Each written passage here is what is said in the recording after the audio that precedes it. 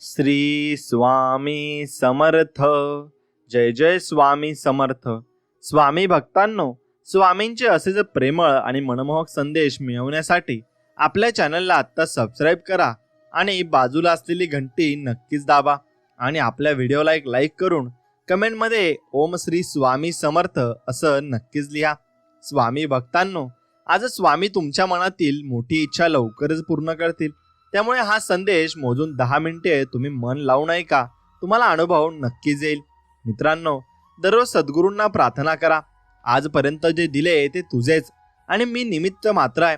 इतरांपेक्षा मला तू भरपूर दिलाय आणि राहिलेले आयुष्य देखील तुझ्या कृपा आशीर्वादाने सुख शांती समाधानाने आनंद व समृद्धी जाण्यासाठी नामस्मरणाची ताकद दे व तुझी आठवण सतत होऊ दे.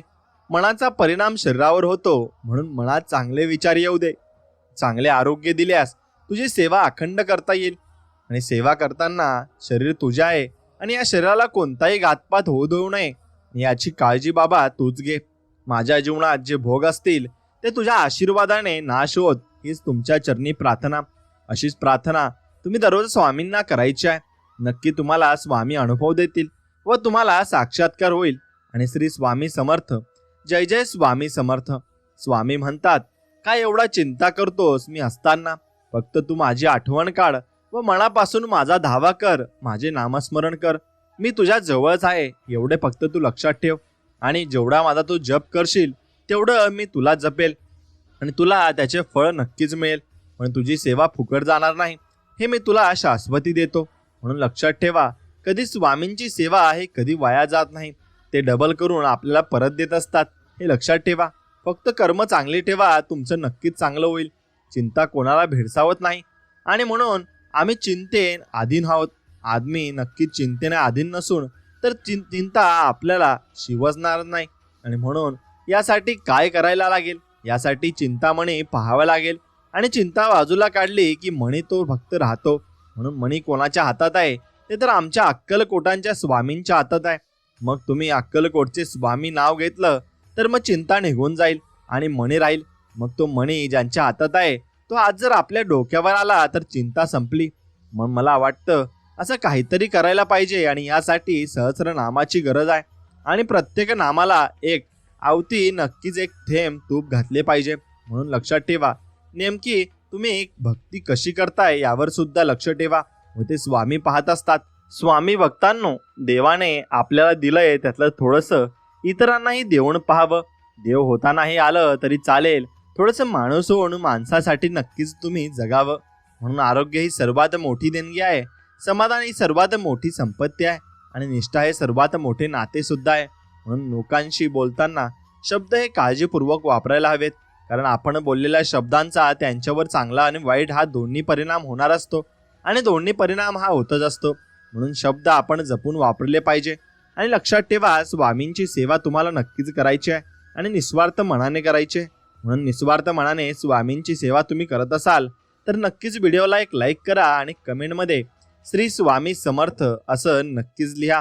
स्वामी भक्तांनो, एक गोष्ट लक्षात ठेवा की तुम्ही कितीही पुस्तके वाचलीत, कितीही चांगले प्रवचन ऐकलेत तरी त्याचा काही उपयोग होणार नाही जोपर्यंत तुम्ही त्यांच्या जीवनात अवलंब करत नाही.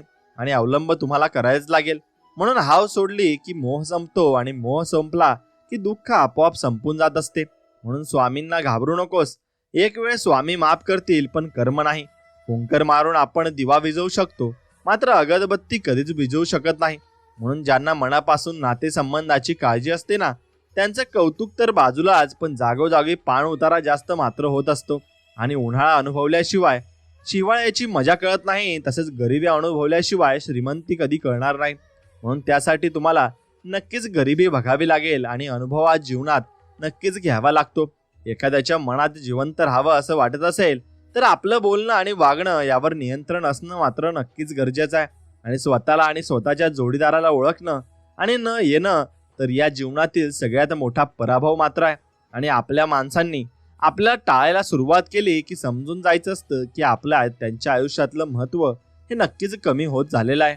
आणि धूर्त माणसे स्वतःची चूक विचारपूर्वक लपवतात आणि दुसऱ्यांची चूक जग जाहीर करून इतरांसमोर स्वतःला बुद्धिमान ठरवत असतात. हे मात्र अशी लोक असतात की आपलं काही बघत नाही आणि दुसऱ्यांकडे जास्त लक्ष देत असतात. म्हणून आपण काय भोगलंय यापेक्षा आपण कसं जगतोय यावर जगाचे लक्ष असते.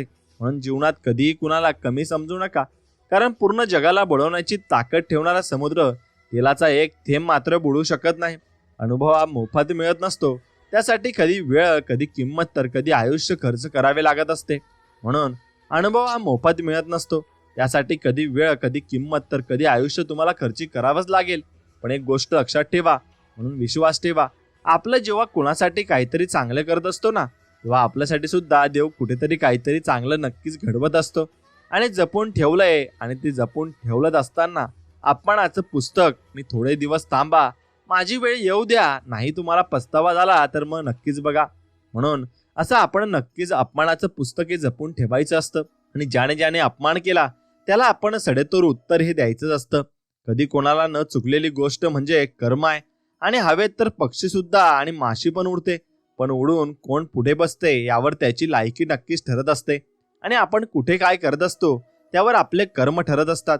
म्हणून तुमचा कोणी कितीही तिरस्कार केला तरी तुम्ही तुमचा चांगुलपणा मात्र सोडू नका, कारण चुरीतून निघणारा धूर हा फक्त भिंतीला काळा करू शकतो, पण आकाशाला काळे करण्याचे सामर्थ्य मात्र त्यांच्यात कधीच नसतंच. आणि म्हणून जीवनात यशस्वी होण्यासाठी दोन व्यक्तींचा खूप मोठा सहभाग असतो, एक म्हणजे निंदक आणि दुसरा म्हणजे स्पर्धक. कारण दोन यशस्वी व्यक्ती हे माणसात जिद्द निर्माण करत असतात आणि भूतकाळातील चुका नक्कीच माफ करायच्या असतात, पण काटकारस्थाने करून मिळवलेल्या जखमा कधीच मात्र विसरायच्या नसतात. आणि आयुष्यात कोणापासून कवडीची अपेक्षा ठेवू नका. तुमच्या अर्ध्या समस्या अशा कमी होऊन जातील, आणि समोरचा व्यक्ती आपल्याला त्रास देत असेल आणि तो त्रास आपण तसाच जर सहन करत राहिलो तर मग त्रास देणाऱ्या व्यक्तीपेक्षा जास्त चूक आपलीच असते. आणि जडदोडीवर नाती टिकवायची लागतात. म्हणून सगळं मनासारखं व्यवहारात करायचं असतं, नाती त्यात मात्र नक्कीच नाही. आणि कुणाच्या मनात काय आहे हे जर कळलं असतं ना, तर या जगात कोणीच कुणाशी मात्र अजिबात बोललं नसतं. आणि म्हणून त्यांना सर्व काही माहिती झालं असतं. म्हणून देव काहीतरी देईल म्हणून मंदिरात कधी अजिबात जाऊ नका. देवाचे आभार माना, आणि त्यांनी सर्व काही आपल्याला दिलं आहे त्यासाठी नक्कीच त्यांचे आभार आपण मानायला शिका. जवळच्या व्यक्तीने खोटेपणा केला की माणूस परक्यांमध्ये खरेपणा नक्कीच शोधू लागतो. असे आपण कधीच करू नये. असे केल्याने त्याचे दुष्परिणाम आपल्यालाच भोगावे लागत असतात. आणि विसरण्याची सवय सुद्धा महत्त्वाची आहे, कारण सर्व काही आठवलं तर माणूस आनंदी अजिबात राहू शकत नाही, आणि तो सर्व वाईट दिवसच आठवत असतो. म्हणून चांगला स्वभाव असणं हा देखील गुन्हा आहे, कारण लोक आपलं कौतुक करतात की आपला वापर करून घेतात हेच आपल्याला नक्कीच कळत नसतं. म्हणून नारळ आणि माणूस दर्शनी कितीही चांगले असले तरी नारळ फोडल्याशिवाय आणि माणूस जोडल्याशिवाय ना अजिबात तुम्हाला जीवनामध्ये कळणार नाही. म्हणून सुंदरता ही बोलण्यात, वागण्यात आणि विचारात असते, पण लोक दिसण्यात आणि कपड्यात ते पाहत असतात. असं अजिबात आपण करू नये. आणि आयुष्यात भरपूर चुका केल्या असतील, पण अभिमान मात्र एकाच गोष्टीचा आहे की आजपर्यंत स्वतःच्या स्वार्थासाठी कधीच कोणाचा फायदा नाही घेतला. आणि म्हणून नाव मिळवायला खूप दिवस जातात, पण नाव घालवायला काही क्षणही अजिबात जात नाही. म्हणून ज्याचे कर्म चांगले आहे ना, तो कधी संपत नसतो, आणि त्याला चांगलीच माणसं भेटत असतात आणि चांगलं यश त्याला जीवनामध्ये भेटत असतात. म्हणून जो माणूस सत्याच्या मार्गावर चालतो त्याला जीवनात अडचणी तर खूप येतात, पण देव त्याची साथ ही कधीच सोडत नाही, हे लक्षात घ्या. आणि हे तुम्ही लक्षात ठेवलंच पाहिजे. म्हणून मित्रांनो, कडुलिंबाची चूक नाही की तो कडू आहे, स्वार्थी तर जीभ आहे, तिला फक्त गोड आवडत असतं. म्हणून श्वास आणि विश्वास या दोन्ही अदृश्य आहेत, परंतु दोघात इतकी ताकद आहे की अशक्य गोष्टीलाही ते शक्य मात्र बनवू शकतात. म्हणून माणसांचा संग्रह करणे इतकं सोपं नसतं जितकं पुस्तकाचा संग्रह करणे असतं. म्हणून पुस्तकाचा संग्रह करण्यासाठी पैशाची गुंतवणूक करावी लागते, तर माणसाचा संग्रह करण्यासाठी भावनांची नक्कीच आपल्याला कदर ही करावी लागत असते. आणि जीवन बदलण्यासाठी वेळ सगळ्यांनाच मिळतो, पण वेळ बदलण्यासाठी 2 वेळा जीवन मिळत नाही, हे जरूर लक्षात असू द्या. म्हणून आरसा हा हृदय दोन्ही तसे नाजूक असतात. फरक फक्त की आरशात सगळे दिसतात आणि हृदयात फक्त आपलेच माणसं दिसत असतात. म्हणून त्यांनाच तुम्ही नक्कीच जपलं पाहिजे. आनंद वाटणाऱ्यांच्या ओंदळी कधीच रिकाम्या होत नाहीत, कारण त्यांना पुन्हा भरण्याचे वरदान साक्षात परमेश्वराकडून लाभलेले असते. आणि तो दुसऱ्यांच्या जीवनात आनंद आणतो. त्याच्या जीवनात आनंद आणण्याचे कार्य परमेश्वर स्वतः करत असतो, आणि परमेश्वर सर्वांना आनंद देण्यासाठीच नक्कीच उत्सुक असतो. म्हणून परिस्थिती बदलली की माणसं बदलतात, आपलं कोण परक कोण यांच्या सीमा स्पष्ट होतात. पण परिस्थिती बदलू नये, जी माणसं बदलत नाहीत तीच माणसं मनापासून नक्कीच आपली असतात. म्हणून कोणाला दुःख देऊन मिळवलेला आनंद कधीच सुख देऊन जात नाही, पण कोणाला आनंद मिळावा म्हणून स्वीकारलेले दुःख नेहमी सुख देऊन जात असते आणि ते आपल्याला शेवटपर्यंत टिकत असते. म्हणून भांडायचे असेल तर परमेश्वराशी, तर मग भांड. रुसायचे असेल तर मग त्यांच्याशी रुसा. शरण जायचे असेल तर त्यांनाच जा. पण त्या विश्वासाने, जो विश्वास नामदेवांचा होता, राधेचा होता, मीरेचा, द्रौपदीचा, जनाबाईचा आणि नक्कीच गौरवाचा आणि काकांचा, मुक्ताईचा आणि सर्व संतांचा होता, ती श्रद्धा जी कधीच विचलित झाली नाही. म्हणून तर परमेश्वराला त्यांचे होऊन राहावे लागले. ती ताकद असते फक्त अंतरीच्या प्रेमात, विश्वासात. आणि काही झाले तरी ईश्वर माझा आहे हे आपण नक्कीच सांगायचे आहे आणि त्यांच्यावर विश्वास ठेवायचा आहे. म्हणून पिकवलेले फळ हे 3 गुणांनी ओळखले जाते. एकतर ते नरम होते, दुसरे ते अतिशय गोड होते आणि तिसरे म्हणजे त्याचा रंग बदलतो. त्याचप्रमाणे परिपक्व माणसाची ओळख सुद्धा 3 गोष्टीवरून करावी. प्रथमतः त्याच्या बोलण्यात नम्रता असते, दुसरे म्हणजे त्याच्या बोलण्यात गोडवा असतो आणि तिसरे म्हणजे त्याच्या चेहऱ्यावर जबरदस्त आत्मविश्वास हा तुम्हाला नक्कीच पाहायला मिळेल. म्हणून अहंकार आणि गैरसमज यामुळे माणूस महत्त्वाच्या गोष्टीपासून दूर राहत असतो आणि गैरसमज सत्य ऐकू देत नाही आणि अहंकार सत्य मात्र पाहू देत नसतो. म्हणून संकटातून वाचल्याशिवाय जेवणाची किंमत समजत नाही आणि जीव गुदुमारल्याशिवाय श्वासाची किंमत आपल्याला समजत नाही. तसेच मालमत्तेचे वारस कितीही असतात, परंतु कर्माचा वारस आपण स्वतःच असतो आणि सत्कर्मयोगी वय घालवावे, सर्वामुखी मंगल बोलवावे असेच आपण विचार केले पाहिजे. म्हणून वाईटाची संगत ही नुकसानकारक असते, मग ती कशाची असो. कारण कोळसा पेटलेला असतो तेव्हा हात भाजतो आणि पेटलेला नसतो तेव्हा हात काळे करून जातो. म्हणून सदा संगती सज्जनाची धरावी हे आपले संत आपल्याला सांगून गेले आहेत. आणि भावनेपेक्षा कर्तव्य मोठं असतं. त्यासाठी जीवनात वाढणाऱ्या आणि रुजावं व चमकण्यासाठी झिजावं लागतं. आणि लागलेली भूक, नसलेला पैसा, तुटलेले मन व मिळालेली वागणूक ते व्यक्ती शिकवते ना, ती कुठलीच पदवी सुद्धा आपल्याला शिकवू शकत नाही. हे लक्षात तुम्हाला घ्यायला पाहिजे. म्हणून तुम्ही स्वतः जितकं सुखी समजाल तितकं सुखी तुम्ही राहाल. आणि आपल्या विषयी वाईट बोलणारे बरेच लोक असतात, पण त्यांच्याकडे लक्ष द्याल तर मग तुम्ही नक्कीच अजिबात तुम्ही सुखी राहू शकत नाही आणि तुम्ही विखुरले सुद्धा जाल. म्हणून एक गोष्ट लक्षात घ्या की स्वामींकडे आणि सद्गुरूंकडे आपण मागायचं हे सद्गुरुनाथा प्रेमाने भरलेले आपल्याला डोळे द्या, श्रद्धेने झुकणारे मस्तक द्या, मदत करणारे हात द्या, सत्मार्गावर चालणारे पाय द्या, नामस्मरण करणारे मन द्या आणि अंतिम श्वास तुमच्या चरणाशी नक्कीच आमचा विसाव द्या. एवढंच मागणं तुमच्याजवळ. म्हणून ज्यांच्याजवळ माणुसकीचे धन असते ना, त्याला प्रसिद्ध होण्यासाठी कोणत्याही पद, पैसा अथवा प्रतिष्ठेची गरज अजिबात असणे भासत नाही आणि म्हणून तो दुसऱ्यांना मान देतो. मुळात तोच स्वतः सन्माननीय असतो, कारण माणूस दुसऱ्यांना तेच देऊ शकतो जे त्याच्याजवळ मात्र असते. म्हणून सोन्याची एक संधी साधण्यापेक्षा प्रत्येक संधीचं सोनं तुम्ही करा. आणि समुद्र हा सर्वांसाठी सारखाच असतो. काही जण त्यातून मोती काढतात, तर काही जण त्यातून मासा काढतात, तर काही जण फक्त पाय ओले करून येतात. आणि हे विश्व फक्त पण सर्वांसाठी सारखेच आहे. फक्त तुम्ही त्यातून काय घेता हे तुमच्यावर पूर्णतः अवलंबून असतं. म्हणून आयुष्य आनंदी ठेवायचे असेल तर स्वाद आणि वाद या दोन्ही गोष्टींचा त्याग आपण केलाच पाहिजे. स्वाद सोडला तर शरीराला फायदा होतोच आणि वाद सोडला तर नात्याला नक्कीच फायदा होत असतो. म्हणून मानवी जीवन यशस्वी होण्याचा तडजोड हाही एक मार्ग आहे. माणसाने ती करायला शिकलं पाहिजे. जिथे जिथे तडा जाईल तिथे तिथे जोडा हे देता आले की कुठलं नुकसान मात्र होत नाही. आणि तडजोड म्हणजे शरणागती नव्हे तर परिस्थितीवर केलेली मात्र मात असते आणि म्हणून ती मात आपण नक्कीच करायची आहे. म्हणून काटा जरी काट्यासारखा वागला तरी फुलानं आपलं फुलणं सोडायचं नसतं. जीवनाचे रस्ते कितीही खडतर असले तरी रस्ता बदलून का होईना, परंतु चालणं मात्र आपण सोडायचं नसतं. एखाद्या अडचणीत माणूस कामाला आला नाही म्हणून जोडलेलं नातं कधीच आपण तोडायचं सुद्धा नसतं आणि हे त्याचं मागचं सत्य असतं. आणि या जीवनात आपण काबाड कष्ट करून कमावलेली धनदौलत ही आपल्यासोबत येणार नाही, पण या जन्मी केलेले नामस्मरण, मंगलाचरण, श्री सेवा, दास्य, भक्ती, श्रवणच हे चिरकाल आपल्यासोबत नक्कीच येणार आहे आणि ते टिकून सुद्धा राहणार आहे. म्हणून गढूळ पाण्याला ढवळत बसण्यापेक्षा त्याला शांत राहू द्या. गाळ आपोआपच खाली बसतो.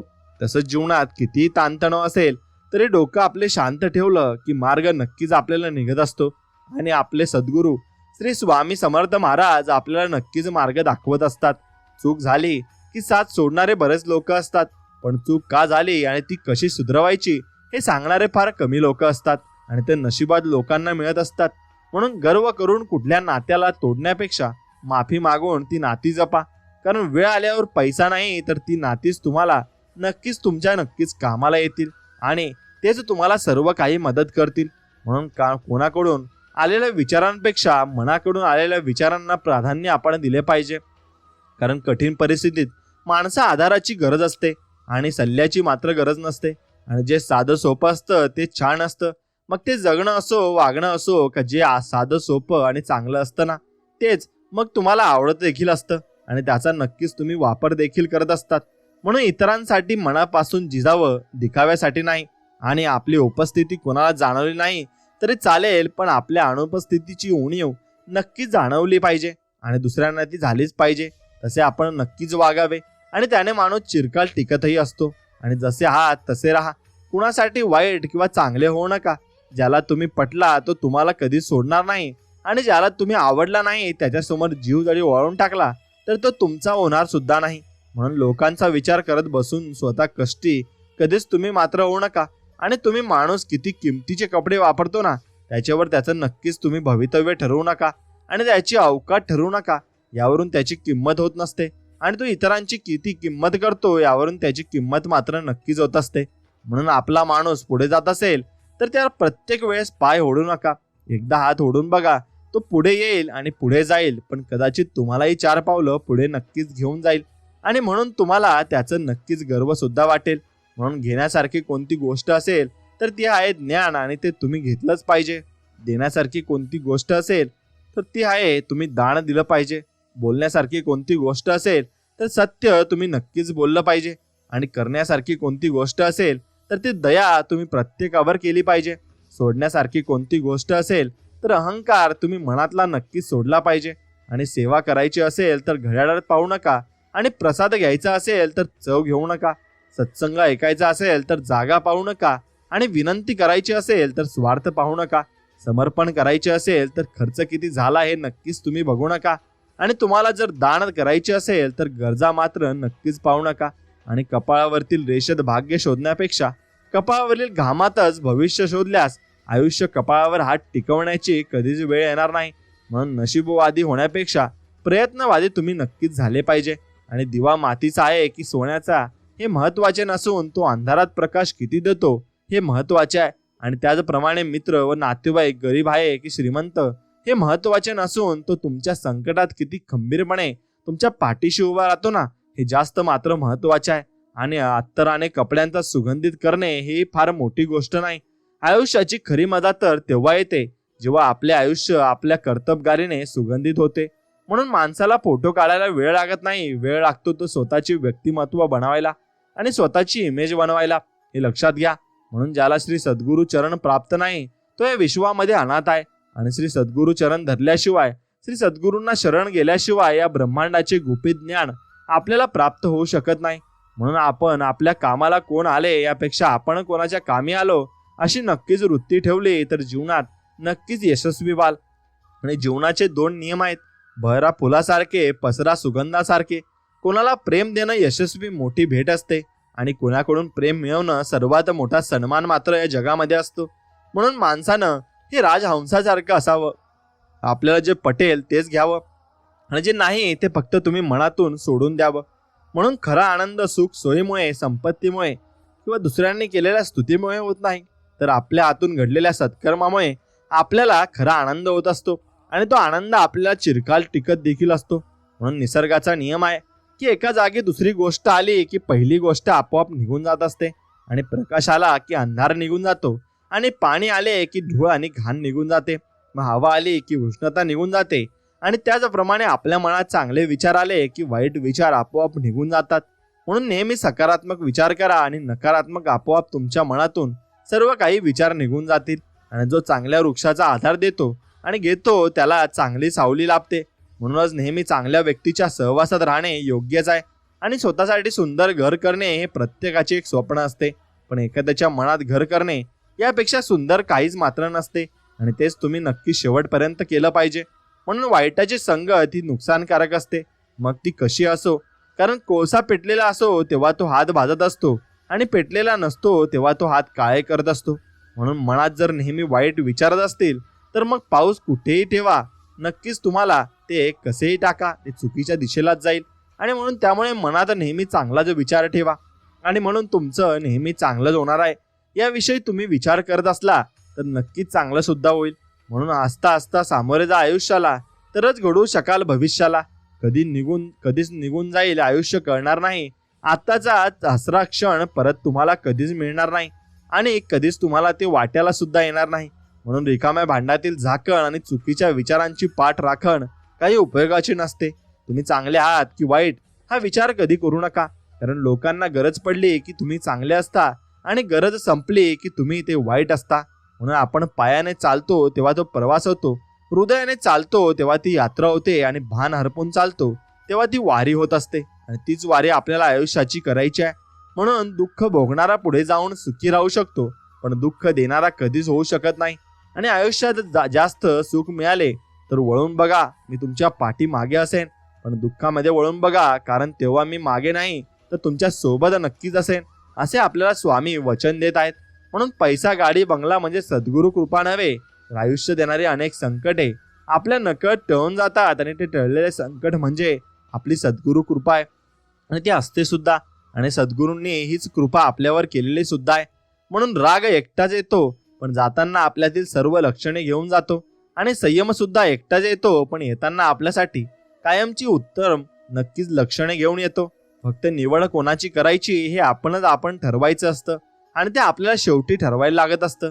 म्हणून तुम्ही स्वतःला जितकं सुखी समजाल तितकं सुखी तुम्ही व्हाल. आणि आपल्याविषयी वाईट बोलणारे बरेच लोक असतात, पण त्यांच्याकडे लक्ष द्याल तर विखुरले जाल. म्हणून मन शांत ठेवून पुढे जाल तर तुम्ही जीवनामध्ये खूप यशस्वी सुद्धा व्हाल. म्हणून माणसाजवळ ज्याच्या आयुष्याची नक्की संपत्ती म्हणजे चांगले विचार, आणि कारण धन आणि बळ कोणत्याही माणसाला वाईट मार्गावर नेऊ शकतात, परंतु चांगले विचार माणसाला सदैव उत्तम कार्यासाठी प्रेरित मात्र करत असतात, आणि तो व्यक्ती जीवनामध्ये उत्तम कार्य देखील करत असतो. म्हणून मोह नसावा पैशांचा, गर्व नसावा रूपाचा, झोपडी का असेना पण तिथे घास असावा मात्र सुखाचा. आणि तर जीवनाला अर्थ आहे, नाहीतर जीवनामध्ये सर्व काही व्यर्थ आहे, आणि सर्व काही आपण जीवनामध्ये चांगलं करू शकत नाही. म्हणून दानपटीत भरपूर पैसा टाकला म्हणजे देव तुम्हाला तुमचा होत नाही. आणि लक्षात ठेवा, देवाला फक्त चांगले कर्म आवडतात, आणि ते जर तुमच्या हातून घडत असतील तर मग देव तुमचा, नाहीतर तुम्ही देवाचे, हे फक्त तुम्ही लक्षात ठेवा. आणि आपल्याला जे मिळालं नाही ते दुसऱ्याला मिळावं हा विचार ज्या क्षणी आपल्या मनात जन्म घेतो तेव्हापासून आपला प्रवास निरपेक्ष माणुसकीच्या दिशेने सुरू होत असतो. आणि मना चंदनाचे परित्वाज जितावे, परी अंतरी सज्जना निभावे, हे फक्त तुम्ही लक्षात ठेवा. आणि मित्रांनो, दिवा मातीचा आहे की सोन्याचा हे महत्त्वाचे नसून तो नक्की किती प्रकाश देतो ना हे जास्त महत्त्वाचे आहे. म्हणून त्याप्रमाणे तुम्ही कसेही असाल, पण तुमची विचार आणि तुमची विचारशैली चांगली असेल ना तर नक्कीच तुम्ही जीवनामध्ये चांगलं कामही करता. आणि म्हणून मानवी नाते कधीच नैसर्गिकरित्या तुटत नसते. मनुष्य त्याला संपवतो, आणि कारण ते मरते, एकतर तिरस्काराने, दुसरे म्हणजे दुर्लक्ष केल्यामुळे, आणि तिसरे म्हणजे गैरसमजामुळे, आणि चौथे म्हणजे लोकांनी कान भरल्यामुळे. म्हणून नात्यांमध्ये विश्वास ठेवा. वेळ निघून गेल्यावर अंतिम समय पैसा संपत्ती सोबत येत नाही, नातीच उपयोगी येतात, आणि तेच तुम्हाला कामाला सुद्धा येणार आहेत. म्हणून तव्यावरची भाकरी जोपर्यंत उलट सुलट करून भाजत नाही ना तोपर्यंत ती फुलत नाही. तसेच आयुष्याचे आहे, सुख दुःखाचे चटके जोपर्यंत बसत नाही ना तोपर्यंत तेही मात्र फुलणार नाही. आणि आपल्या कामाला कोण आले यापेक्षा नक्कीच आपण कोणाच्या कामाला येऊ ना, त्यात सगळी नक्कीच चांगली गोष्ट असते. आणि नदी जेव्हा वाहते तेव्हा तिच्याजवळ नकाशा नसतो की समुद्र कुठे आहे, आणि विना नकाशा ती सागरापर्यंत पोहोचतेच ना. म्हणून योग्य कर्म करायला करत राहायला हवे, आणि नकाशा तर ईश्वराकडे तयार आहे. आपण फक्त ते नक्की व्हायचं आहे, आणि नक्कीच आपल्याला देव चांगल्या मार्गाला लावेल आणि चांगल्या समुद्रापर्यंत पोहोचवेल. म्हणून आपल्यासोबत दुसऱ्यांचीही चांगलं व्हावं ही मानसिकता ज्याची असते ना त्यांना आयुष्यात काहीही कमी पडत नाही, आणि देव त्यालाच काहीच कमी पडू देतही नाही. म्हणून देव तुटलेल्या गोष्टींचा किती छान उपयोग करतो ना.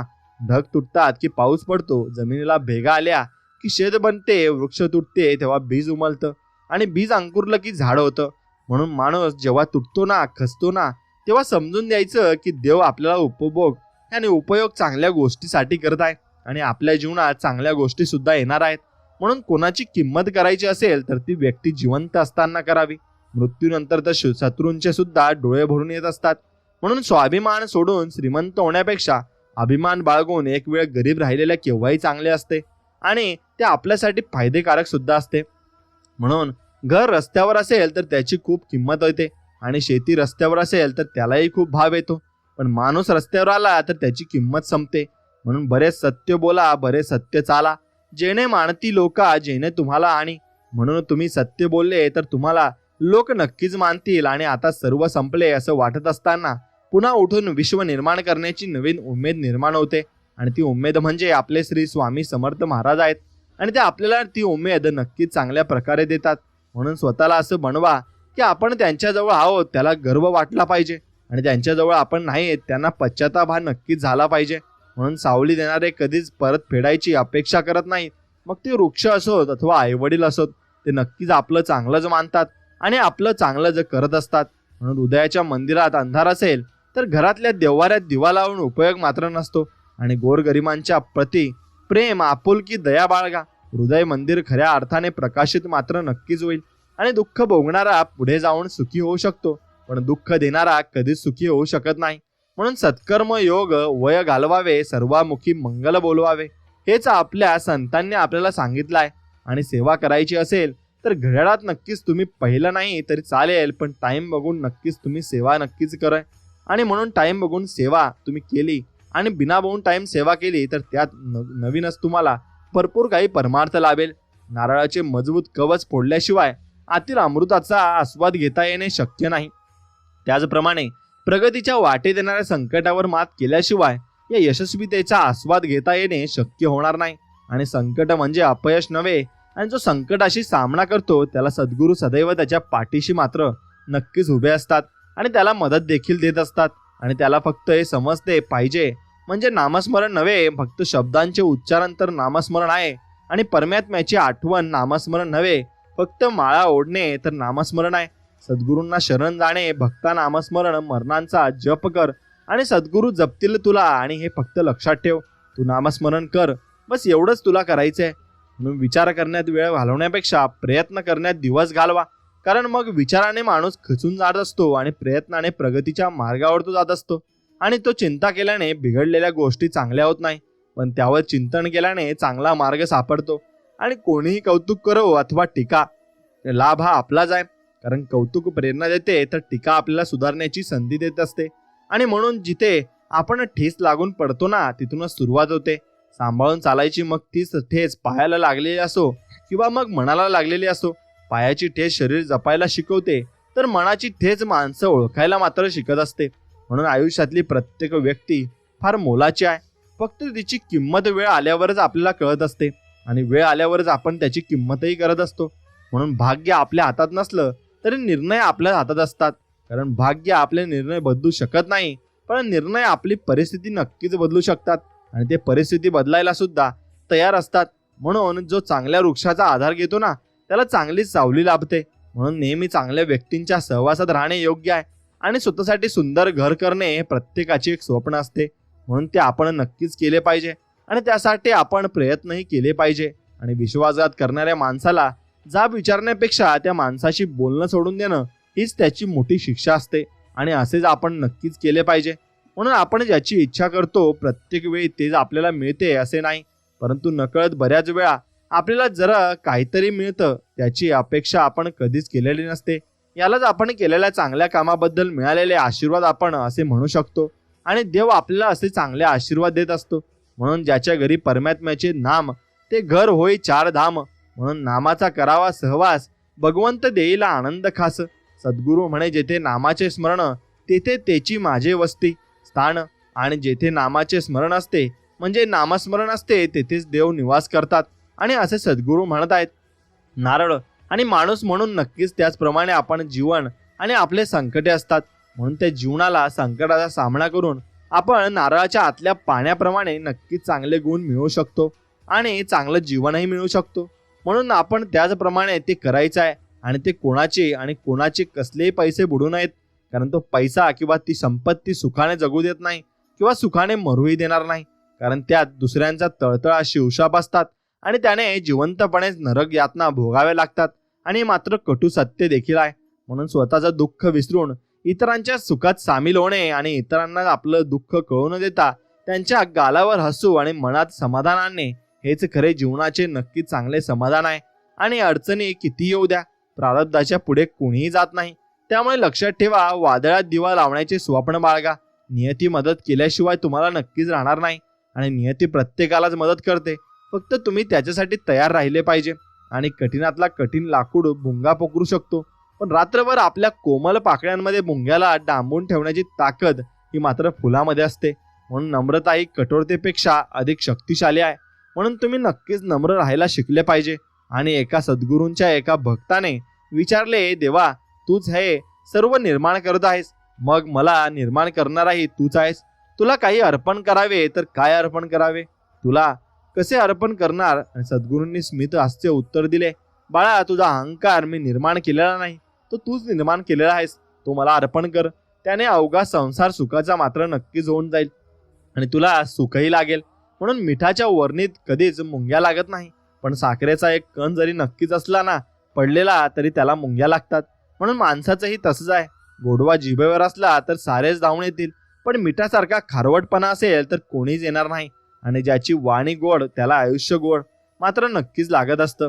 आणि देवाला माणसाने नाही घाबरले तरी चालेल, पण माणसाने आपल्या कर्मापासून घाबरून राहायला हवे हे मात्र निश्चित. कारण शिव्या व्याव्या या शाप आशीर्वाद मान सन्मान निंदा नादस्ती सुख दुःख यापैकी माणूस जे दुसऱ्यांना देणार आहे ना तेच त्याच्याकडे न चुकता परत येणार आहे आणि त्याला ओळखता आले पाहिजे. म्हणून एक गोष्ट लक्षात घ्या की स्वतःला असं बनवा की आपण ज्यांच्याजवळ आहोत ना त्यांना नक्कीच चांगली गोष्ट आपण सांगितली पाहिजे आणि चांगल्या जीवनाच्या मार्गाला त्यांना आपण लावले पाहिजे. आणि जीवन जगताना असे जगा की आपण कोणाची आठवण काढण्यापेक्षा आपण कोणीतरी आठवण नक्कीच काढली पाहिजे आणि नक्कीच आपण त्यांना चांगल्या मार्गाला आणि सत्कर्माला नक्कीच लावले पाहिजे. आणि एक गोष्ट लक्षात घ्या, एक क्षण एक येईल असा घेऊन येईल आणि घेऊन जाईल. हा श्वास अर्ध्यावरच थांबलेला असेल. जीवन प्रवास त्यामुळे जगून घ्या आणि हाही वेळ निघून जाईल. आणि इतकं जगून हाल झालं पण जगायला वेळच नाही. जगतो आहोत कशासाठी काही कळता मिळ नाही. म्हणून अजूनही वेळ आहे, थोडं तरी जगून घ्या. सुंदर अशा जगण्याला डोळे भरून घ्या आणि म्हणून हे जगणं जगून घ्या. आणि स्वामींनी तुम्हाला एवढं छान जीवन दिलेलं आहे ते तुम्ही नक्कीच मनासारखं जगून घ्या. आणि मनासारखं जगाल तर मनासारखं तुम्हाला सर्व काही मिळेल आणि सर्व काही प्राप्तही होऊ शकते. म्हणून त्याप्रमाणे तुम्ही जीवन चांगल्या पद्धतीने जगू शकता आणि चांगल्या पद्धतीने वागूही शकता. मित्रांनो, याच प्रकारे तुम्हाला कौशल्य निर्माण करायचं आहे आणि ते चांगलं कौशल्य तुम्ही मनापासून निर्माण केलं तर तुम्हाला जीवनामध्ये चांगली लोक भेटत जातील आणि तुमचं जीवन अगदी निर्मळ होऊन जाईल आणि चांगलं होऊन जाईल. त्यासाठी तुम्हाला वेगळं काही करण्याची गरज भासणार नाही हे तुम्ही लक्षात घेतलं पाहिजे. आणि स्वामींची भक्ती नक्कीच केली पाहिजे. जेवढी जास्त प्रेमाने स्वामींची भक्ती कराल तेवढंच जास्त स्वामी तुम्हाला मेवा नक्कीच देतील.